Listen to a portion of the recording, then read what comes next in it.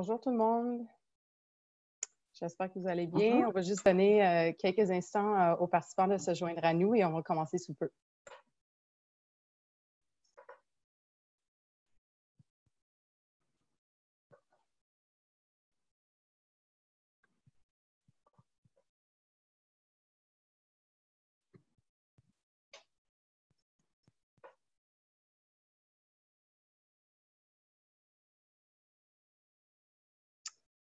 Donc, il est 1h30. Je pense qu'on peut débuter la discussion. Alors, bonjour Alexandrine. Bonjour Nicole. On peut commencer peut-être par se présenter. Merci beaucoup d'être en si grand nombre. Je te laisse te présenter. Oui, alors merci beaucoup à tout le monde d'être là aujourd'hui. Moi, je m'appelle Nicole Provençal, je suis chef produit et services à la Chambre de commerce du Montréal métropolitain. Je travaille depuis quelques années à la Chambre et je suis responsable de plusieurs de nos activités, entre autres la nouvelle plateforme de réseautage qu'on vient de lancer, Click B2B. Ici, je suis avec ma collègue Alexandrine, si tu veux te présenter. Oui, bonjour à tous. Mon nom, c'est Alexandrine Desourdis. Je suis chargée de projets transversaux également à la Chambre de commerce et je me suis joint dans les dernières semaines, derniers mois sur le projet de Click B2B. Alors, aujourd'hui, on est là pour justement vous présenter cet outil-là. On sait qu'il fait beau, il fait chaud. L'idée, c'est de brièvement vous offrir une présentation de la plateforme Click B2B, prendre environ une trentaine de minutes de votre temps. Ce qu'on va faire aujourd'hui, c'est vous présenter l'outil.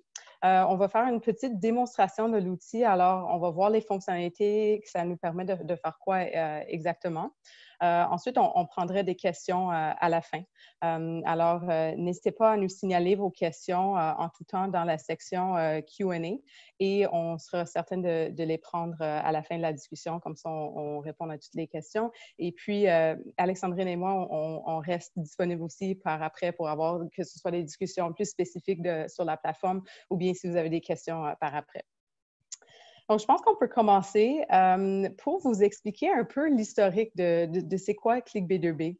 À la Chambre de commerce, on a une activité de réseautage depuis environ 3 ou 4 ans qui s'appelle Clan d'affaires.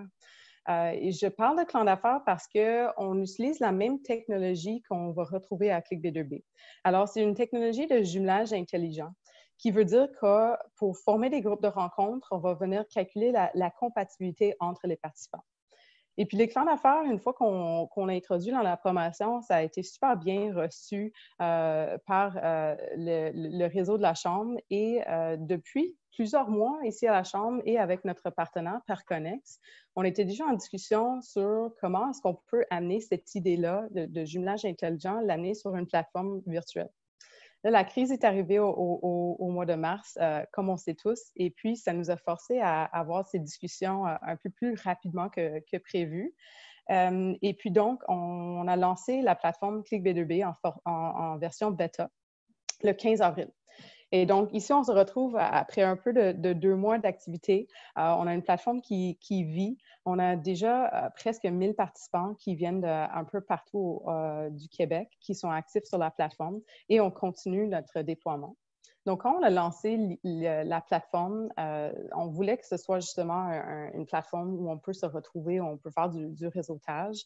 Au début, notre idée initiale, c'était de le lancer uniquement auprès du réseau de la Chambre de commerce, avoir un peu d'idées sur quelles sont les fonctionnalités à peut-être ajuster pour ensuite continuer un déploiement à travers le Québec. Ce qu'on a vu, par contre, c'est que suite au lancement le 15 avril, on a rapidement eu de l'intérêt, que ce soit d'autres chambres de commerce à travers le Québec, des regroupements sectoriels, des associations professionnelles qui voulaient tout de suite se joindre à la plateforme. Alors maintenant, on se retrouve avec une plateforme qui est disponible à tous. En ce moment, c'est uniquement en français, mais vous allez voir qu'on va parler des prochaines étapes un peu plus tard dans la rencontre. C'est en train de se faire traduire et donc on va bientôt avoir un outil qui est bilingue anglais-français et qui va donc être déployé à l'échelle canadienne. Et donc, pour vous parler un peu de juste les gens qui sont présents sur la plateforme, comme j'avais mentionné, on est à presque 1000 participants, utilisateurs déjà qui y sont. La plupart sont représentés par des PME. Donc, comme on a ouvert à tous, on n'avait pas nécessairement de cible dans nos communications, mais on pensait justement que ça répondrait aux besoins des PME de continuer à se réseauter, à s'échanger, à s'entraider dans l'absence des événements présentiels. Et c'est exactement ça qu'on voit. Donc, des utilisateurs qui sont présents sont environ 2/3 en ce moment qui sont dans la région de Montréal et le reste est éparpillé un peu partout au Québec. Ce qu'on souhaite avoir, c'est de garder cette idée d'une présence multisectorielle. Donc, on a déjà plus de 100 champs d'expertise qui sont présentés sur la plateforme et c'est exactement ce qu'on souhaite. Alexandrine, peut-être, avant de sauter dans la démonstration, je vais partager mon écran. Peut-être tu pourrais nous parler un peu de justement comment Clic B2B se retrouve parmi nos activités à la Chambre. Oui, certainement. En fait, peut-être certains d'entre vous ont fait l'expérience de réseau PME ou de clan d'affaires virtuels dont Nicole a mentionné le nom juste un peu plus tôt. Ce sont aussi des offres qui s'adressent pour du réseautage également à notre réseau de la Chambre. Et donc, Clic B2B vient aussi dans cette lignée-là d'offrir des opportunités de réseautage. Par contre, contrairement aux 2 autres offres que vous connaissez qui sont très ponctuelles et qui sont aussi prises en charge par un modérateur ou un animateur, Clic est vraiment à la saveur d'un réseau social et donc est laissé à la discrétion et à l'autonomie des utilisateurs et se poursuit également dans le temps de manière continue. La visée de Clic B2B est, oui, de faire du développement des affaires, de peut-être s'entraider aussi en échangeant sur différentes thématiques ou des défis, en fait, qui peuvent vous tenir à cœur et également de développer votre réseau. Donc, Nicole va vous montrer les différentes fonctionnalités de la plateforme, en fait, qui sont accessibles et qui vous permettent d'accéder justement à ces différents objectifs-là. En fait, la plateforme, elle est intéressante parce que vous utilisez un algorithme intelligent. Donc, pour ceux qui ont déjà fait, par exemple, une venue à notre forum stratégique où vous avez utilisé peut-être cette même technologie-là ou encore avec les clans d'affaires, vous allez pouvoir vous mettre en contact avec des gens qui sont proposés, donc avec des profils qui sont compatibles aux vôtres. Également, on a la notion de multisectoriel de différents niveaux. Clic B2B va vraiment rejoindre un peu en écho avec les chiffres dont Nicole vous a partagé. Clic B2B rejoint un réseau assez varié de professionnels qui peuvent en fait venir de partout au Québec présentement et peut-être plus tard aussi de d'autres territoires, mais aussi de différents niveaux dans l'organisation. Ça vous permet vraiment d'échanger sur des thématiques comme approcher également pour une approche plutôt de développement d'affaires. En fait, je pense qu'on peut maintenant sauter directement pour vous montrer un aperçu de la plateforme, puis s'en lancer direct dedans. Tout à fait. Alors, je vais partager mon écran et on va faire un petit exercice de voir justement comment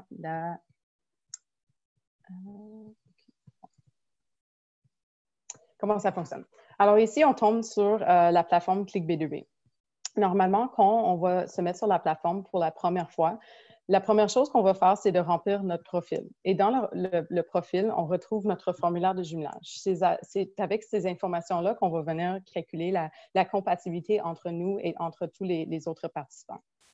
Donc, je vais vous montrer les grandes parties du formulaire. C'est sûr que moi, j'ai déjà rempli mon formulaire, alors on n'est pas obligé de passer à travers chaque page nécessairement, mais l'idée, c'est juste de vous montrer un peu comment ça fonctionne.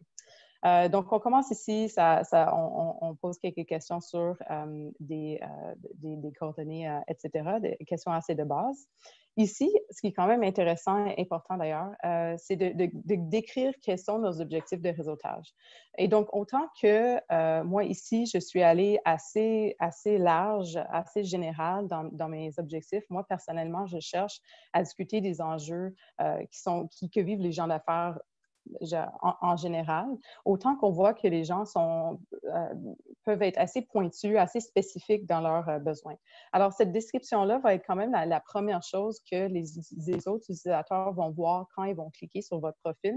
C'est assez important de vraiment bien décrire qu'est-ce que vous venez chercher sur la plateforme. Ensuite, le formulaire tombe en trois parties. Donc, la première partie, et je vais m'arrêter ici pour décrire un peu quelles sont les différentes questions. Donc, la première partie, on se concentre sur l'actualité. Donc, sachant que la plateforme a été lancée le 15 avril, on était encore en début de crise. On voulait surtout poser quelques questions par rapport à quels étaient les effets sur les entreprises, sur les entrepreneurs, sur les gens d'affaires ici. Qu'est-ce qu'ils vivent? Alors, par exemple, on pose quelques questions par rapport aux effets sur les ressources humaines, des enjeux sur le financement, que ce soit la liquidité, etc. Et on va ensuite utiliser ces informations qu'on va calculer la compatibilité. La deuxième partie, on va parler un peu de nous-mêmes. Donc, on parle un peu de quelle est notre expertise, autant nous personnellement que dans notre entreprise. On va, par exemple, parler de j'ai combien d'années d'expérience sur le marché et quels sont les enjeux que j'aimerais discuter. Et puis, la troisième partie, on fait la même chose, mais pour le type de profil qu'on souhaite, avec qui on souhaite échanger. Donc, on va décrire idéalement, on aimerait échanger quel est le type de profil que j'aimerais rencontrer sur la plateforme. Ici, en même temps, on peut aller assez général, encore une fois, comme on peut aller assez spécifique. Donc, la plateforme vous laisse vraiment la liberté de choisir les différents secteurs. Vous allez voir, on a une liste qui est assez exhaustive de tous les secteurs qui sont représentés au Québec. Et d'ailleurs, s'il nous en manque, faites-nous signe et on va l'ajouter sur la liste. Et vous pourrez cocher, dans le fond, tous les secteurs qui vous intéressent. Ensuite, une fois qu'on aura complété notre profil, qui prend environ une dizaine de minutes, on va tomber sur la page de jumelage. Ici, la page de jumelage, c'est où je vais faire des connexions individuelles. Donc ici, je trouve la liste exhaustive de tous les plus de 700 utilisateurs qui sont présents sur la plateforme en ce moment et je vois le niveau de compatibilité que j'ai avec eux. Donc si, par exemple, je prends Martine L'Espérance, qui est assez haut sur ma liste. Oh, désolée, il semble avoir...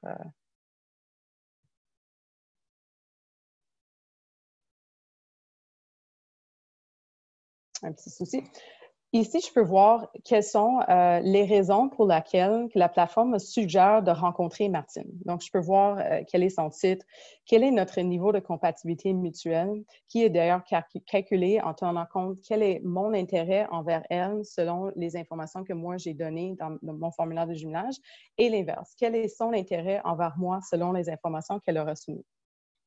Je vois que ces objectifs de réseautage se concentrent plutôt vers les attentes des chambres de commerce. Alors, c'est complètement normal. Martine travaille dans une chambre de commerce à Lévis et elle veut savoir un peu sur quelles sont les attentes des utilisateurs envers leur chambre de commerce. Donc, c'est assez clair, c'est assez précis. Je vais retourner ici dans un instant, c'est la manière qu'on va proposer un rendez-vous. Ensuite, on a les explications de jumelage. Alors, pourquoi est-ce que Martine tombe aussi élevée dans mes rendez-vous suggérés? Et donc, on voit que cette personne correspond à la cible que moi, j'ai soumis pour plusieurs raisons. Moi, par exemple, je cherchais à rencontrer des gens qui avaient certains champs d'expertise, notamment dans les relations publiques et soutien aux entrepreneurs, ce que Martine possède. J'avais pris aussi l'option de rencontrer plusieurs tailles d'entreprises, dont les 6 à 25 employés, et on voit que ça répond aux critères que j'avais soumis. Donc ici, on peut vraiment faire une petite recherche de savoir qu'est-ce que Martine, cette personne, aurait à m'amener selon mes objectifs. Ensuite, on a la liste exhaustive de tous les parties, de tous les points communs qu'on partage. Donc, tous les deux, on a certaines chances d'expertise qui se rejoignent. On a coché les mêmes, par exemple, réponses par rapport à la crise. Alors, on pourrait, par exemple, avoir des discussions sur certains thèmes qui sont liés à la crise de la COVID. Etc. Alors, on voit que c'est assez long et donc, je vois pour les raisons pour lesquelles on me suggère de rencontrer cette personne. Cette graphique-là, c'est une de mes parties préférées, en fait, du profil des personnes parce que j'ai une idée assez graphique et assez rapide sur pourquoi je pourrais rencontrer cette personne. Donc, on a l'axe horizontal qui est plus un axe de compatibilité, d'entraide, si on veut. Donc, moi, je peux voir si cette personne a un niveau de complicité qui est très élevé. Donc, on pourrait envisager avoir des discussions et on envisage plus l'entraide, l'échange des informations. Ou bien si cette personne pourrait être une référence pour moi. Donc, peut-être elle, à travers son réseau personnel, pourrait me présenter à quelqu'un qui m'intéresse. Et aussi, on a l'axe vertical qui est plus axé sur le développement des affaires. Donc, je peux voir à quel point cette personne pourrait agir comme un fournisseur potentiel ou un client potentiel. Alors ici, je fais mes recherches, j'ai une idée qui est assez claire sur comment cette personne, comment est-ce qu'on pourrait s'échanger. Et puis, si je décide de prendre rendez-vous avec cette personne, je pourrais le faire directement sur la plateforme. Donc, je retournerai ici, en haut de la fiche, et j'ai juste à proposer 3 choix de rendez-vous avec une petite description de quelles seraient mes intentions, quels seraient mes objectifs. J'aimerais discuter, par exemple, les enjeux que les deux on vivent actuellement dans nos chambres de commerce, par exemple.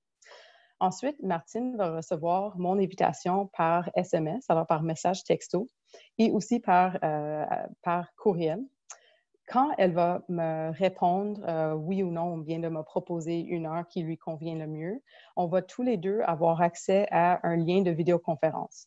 Donc, moi, je vais pouvoir retourner ici sur la plateforme pour ensuite cliquer sur le lien de la vidéoconférence. Martine va faire pareil de son côté et la plateforme va nous mettre en contact sur ce lien-là.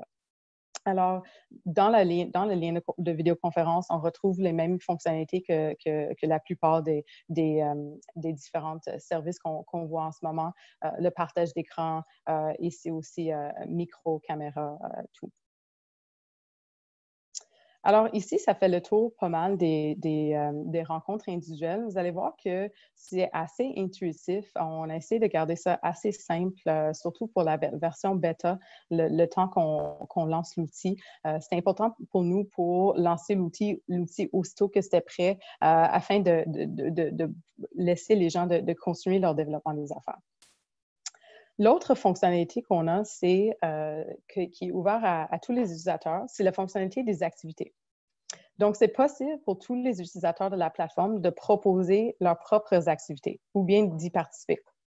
Quand on a lancé l'outil, ici à la Chambre, on ne voulait pas avoir la main sur nécessairement la programmation. On voulait surtout que ça vive d'une façon organique. Donc, on a un peu laissé se développer et puis on voit que 2 types d'activités se sont présentés principalement. Donc, on a une type d'activité qui est plus le dîner-causerie, si on veut, un style webinaire, par exemple, que Alexandrine va tenir la semaine prochaine. Dans ce type d'activité, on va envisager avoir une présentation sur un sujet qui est assez précis et ce serait suivi par une discussion ouverte ou par des questions. Alors, on vise vraiment le partage d'expertise, le partage de connaissances. L'autre option pour les activités, je dirais, c'est celui qu'on voit même plus souvent, c'est la discussion ouverte.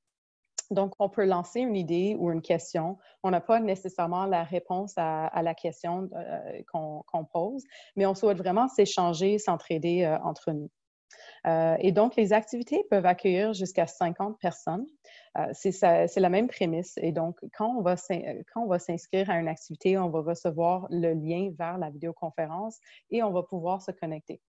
Je vous dirais que ce qui est intéressant avec les activités, c'est qu'on va viser vraiment la qualité des échanges et non nécessairement la quantité des personnes qui sont qui se sont inscrites sur l'activité. Parce que ce qu'on voit, c'est qu'on sait déjà que ce sont les bonnes personnes qui s'inscrivent. C'est basé sur leur niveau de compatibilité. Alors, si je vois, par exemple, que j'ai un niveau de compatibilité de 65 %, mais je vois que c'est quand même intéressant, non juste pour le sujet qui m'intéresse, mais aussi pour les personnes qui vont être présentes. À chaque 2 semaines environ, à la Chambre, Alexandrine et moi, on tient des activités sur les meilleures pratiques sur comment organiser des activités sur Clic B2B. Donc ici, vous allez voir que si ça vous intéresse, Alexandrine va tenir une conférence le 23 juin, la semaine prochaine. C'est une présentation assez rapide des meilleures pratiques à suivre si on veut tenir une activité. Ça fait le tour, par exemple, de comment bien choisir le titre de l'activité, comment bien faire la promotion et quels sont les trucs pour vraiment promouvoir une bonne participation. Ça fait le tour de la démonstration. Je vais arrêter mon partage d'écran. Parfait. Bien, en fait, on a déjà... Merci. En fait, on a déjà reçu trois questions peut-être avant de poursuivre qu'on peut, déjà prendre. Donc, je vais y aller dans l'ordre qu'on les a reçues. Merci beaucoup, en fait, pour vos questions. Si vous en avez, n'hésitez pas à les envoyer dans le Q&A juste en bas, la petite bulle. Donc, de M. Marc Salomé, l'outil peut-il être synchronisé avec un agenda virtuel afin de faciliter la prise de rendez-vous? Alors, c'est une bonne question parce que vous avez eu la même pensée que nous, en fait.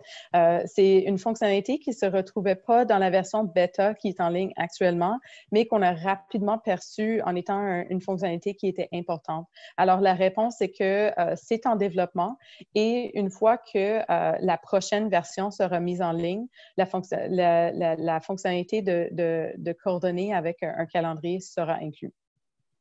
Merci. On a également 2 questions de Rosemary Naguil. Alors, la première nous demande, est-ce qu'il y a des frais associés à l'utilisation de la plateforme? Alors, c'est aussi une bonne question. En fait, on ne voulait pas que le coût de participation, le coût de l'utilisation soit un frein à l'utilisation. Ça, c'était une raison pour laquelle, quand on a lancé l'outil, on l'a lancé gratuitement. Avec un échéancier qui était assez ouvert. Pour être sincère avec vous, on avait dit pour les prochains mois. On se retrouve après quelques mois déjà, on voit qu'on est encore en crise. L'outil est gratuit en ce moment, il restera gratuit dans le court terme. On est en train de voir justement à quel point ça deviendrait, à quel moment ça deviendrait payant. L'idée, c'est qu'éventuellement, on pourrait envisager un frais mensuel, par exemple, pour y participer. Mais je ne vous cacherai pas que ce n'est pas encore déterminé à quel point que ça deviendrait la réalité. Merci. On a donc une deuxième question de Rosemary Naguil. À quel moment pensez-vous que ce soit possible de donner l'accès aux personnes à l'extérieur du Québec? Donc, peut-être, Nicole, veux-tu nous expliquer un peu qu'est-ce qu'on entrevoit comme déploiement, en fait, de la plateforme? Oui, absolument. Alors, pour l'instant, l'outil est en théorie ouvert à tout le monde qui est confortable à utiliser la version francophone. Donc, c'est sûr que nos efforts de promotion, nos efforts de commercialisation se sont concentrés sur les réseaux que nous, on a ici au Québec.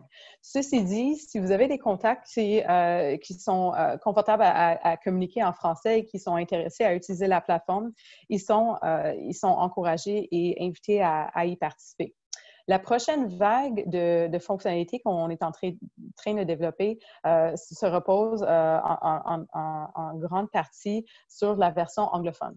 On va, dans les prochaines semaines, dévoiler la prochaine étape de Clic B2B qui englobe une nouvelle image de marque, en fait, qui est beaucoup plus poussée, plusieurs nouvelles fonctionnalités et finalement la version anglophone qui va, en fait, ouvrir la possibilité aux utilisateurs à travers le Canada, à travers les États-Unis et peu importe d'où ils viennent, les gens qui sont confortables à communiquer dans ces 2 langues-là. Donc, c'est ça. Si vous avez des gens autour de vous, dans vos réseaux qui souhaitent y participer, mais c'est sûr qu'ils peuvent le faire. Merci beaucoup.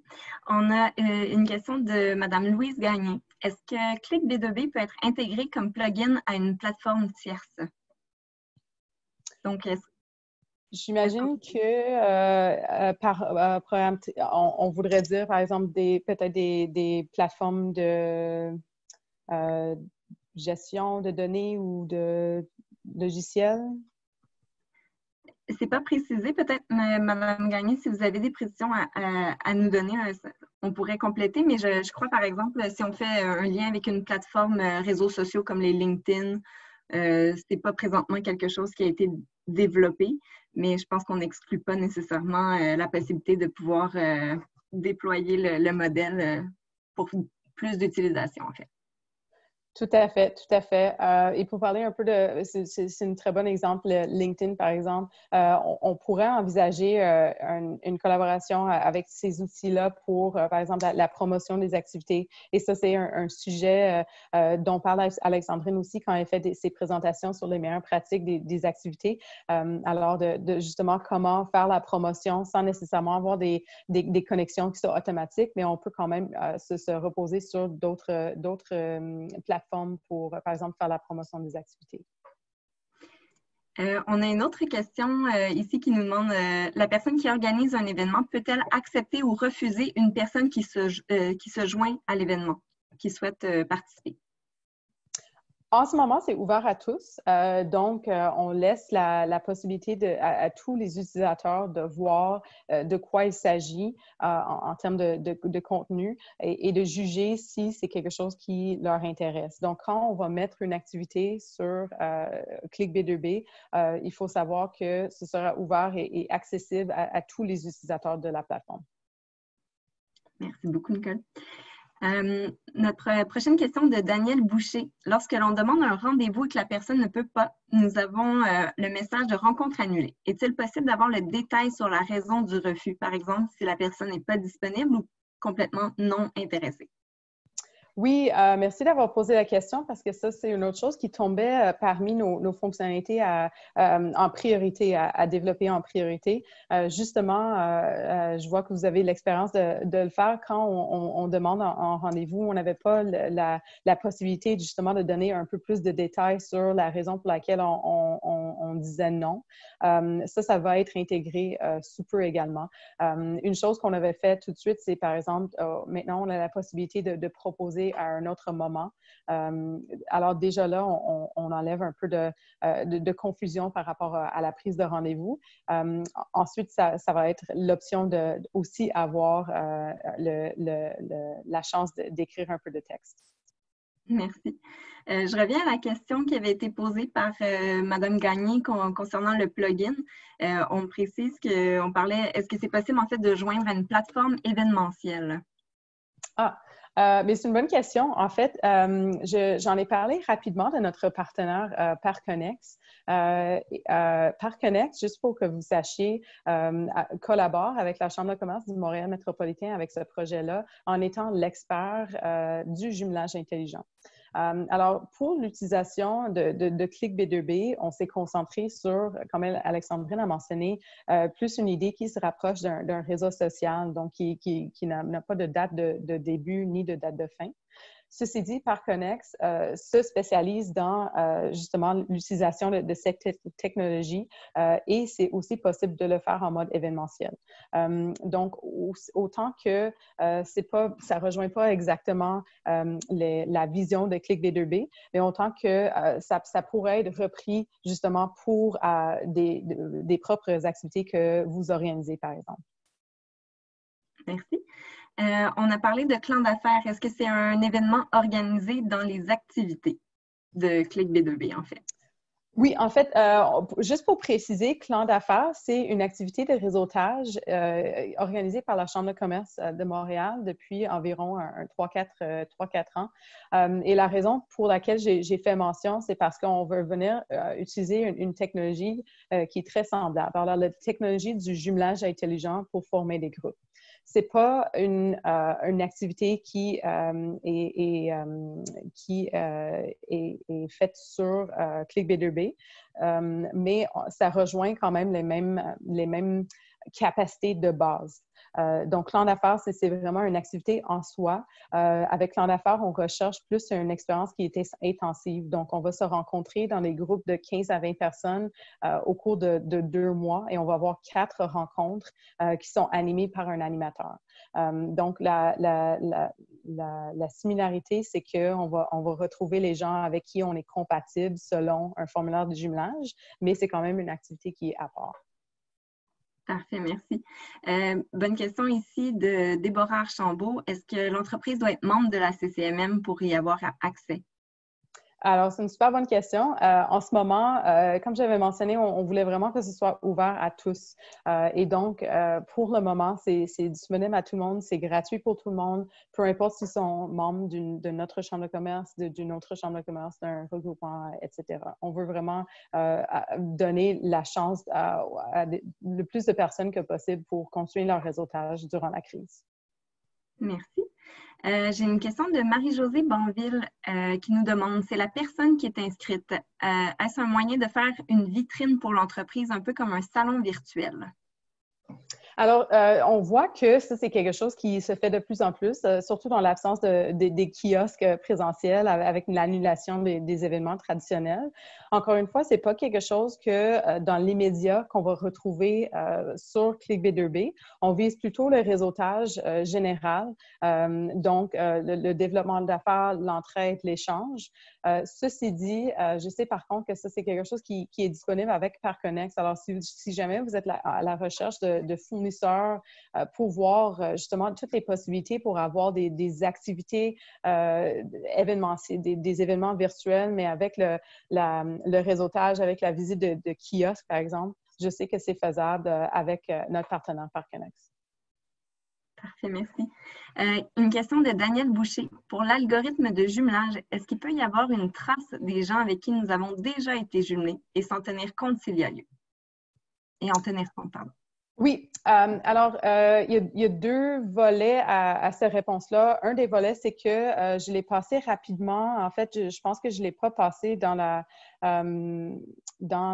démonstration, mais il y a une place qu'on va cliquer sur notification qui est dans notre profil, dans le menu qui est affiché sur notre profil. On va voir tout l'historique de nos activités. Donc, on va même voir à qui j'ai envoyé une invitation, qui m'a envoyé une invitation, quelles rencontres ont eu lieu, etc. La deuxième partie de la réponse, c'est qu'au fur et à mesure qu'il va y avoir des utilisateurs qui se rejoignent à la plateforme, on va pouvoir éventuellement aussi les dénoter par que ce soit un astérisque, un point rouge, pour justement tenir compte de qui sont les personnes qui viennent de s'ajouter à la plateforme. Ce qui est intéressant, c'est que vu qu'on vise un déploiement dans les prochains mois, les prochaines semaines, ce serait important de justement revenir sur la plateforme régulièrement pour voir autant les nouvelles activités qui sont planifiées, autant les nouveaux participants, les nouveaux utilisateurs, qui s'est ajouté à la plateforme dans les dernières semaines. Parfait, merci. On a une dernière question. Vous aurez le loisir d'en poser plus également après. Si on veut suggérer une activité, est-ce que l'activité est automatiquement acceptée ou est-ce qu'il y a un processus d'approbation? Est-ce qu'il y a un délai? Alors, pour l'instant, c'est automatiquement approuvé. Encore une fois, c'était important pour nous d'avoir une programmation qui était vraiment contrôlée, si on veut, menée par les utilisateurs. C'est sûr que en créant un profil, on suit les meilleures pratiques du réseautage, on suit le code de conduite de ClickB2B, mais en ce moment, c'est ouvert à tous. Alors, on peut aller autant général que pointu dans nos sujets. Ce qu'il faut savoir aussi, c'est que je vous conseillerais même d'aller un peu pointu dans les discussions, même si vous vous demandez est-ce que ça pourrait intéresser personne, parce que la beauté du jumelage intelligent, c'est que la plateforme va vous aider à trouver les bonnes personnes. Alors, même si vous vous doutez un peu sur à qui ça pourrait intéresser comme sujet, je vous conseillerais de l'essayer parce que les gens vont pouvoir voir rapidement s'ils sont compatibles. Et puis, on serait surpris avec déjà les champs d'expertise qui sont présents sur la plateforme. Je pense qu'on peut miser sur avoir des bonnes chances d'avoir un intérêt commun avec au moins quelques utilisateurs. Tout à fait. Mais je pense aussi que ce qui est intéressant dans les discussions de groupe, plus on est précis aussi dans notre, en fait, dans la définition de ce qu'on attend de la rencontre, je pense que ça peut mener à plus d'échanges de qualité aussi avec les autres participants. Donc, c'est pas une mauvaise chose finalement d'être plus précis dans ces attentes. Je vous lancerai peut-être à vous une question. Je vais tenter de lancer un petit sondage. C'est tout à fait anonyme. Donc, On va vous laisser un peu de temps pour y répondre.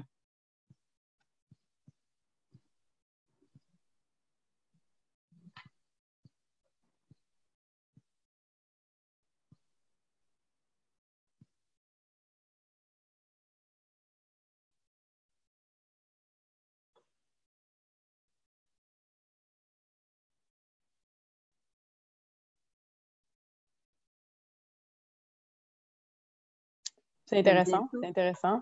Oui, je pense qu'il n'y a que nous deux qui voyons les résultats. Je vais vous les afficher.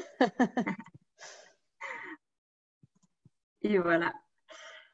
Mais en fait, je trouve que ce petit sondage-là maison, là, en grande science, est très intéressant en fait de voir un peu où se situent vos intérêts. Parce qu'à travers les rencontres individuelles, on a une approche qui est très personnalisée. Il y a également l'idée de voir les points de contact avec les personnes à travers leur fiche de profil, ce qui change un peu l'expérience brise-glace, je crois, des approches à froid.